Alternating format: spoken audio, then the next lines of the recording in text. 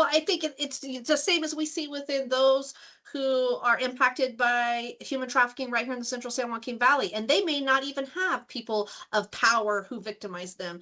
It's the first level of the first chain that we see that's really binding them is shame and embarrassment. I mean, if you think about it, it's difficult for us to share with another individual any type of tragic, embarrassing, or shameful act.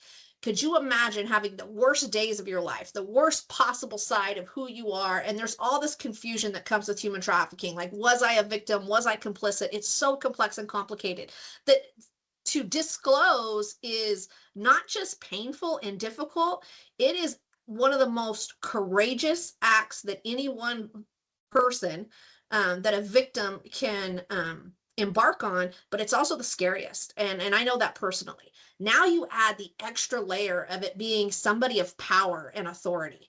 Could you even imagine? We all, if we're honest, and I'm not a conspiracy theory nut, I don't go down the rabbit hole too often, but we all question if Epstein really did this to himself, right? We all question a lot of different things, and there's a lot of people in power, and that's scary. And like I said, quite frankly, at the end of the day, a lot of times, and we see this with victims of rape, sexual assault, the same reason children don't often disclose molestation.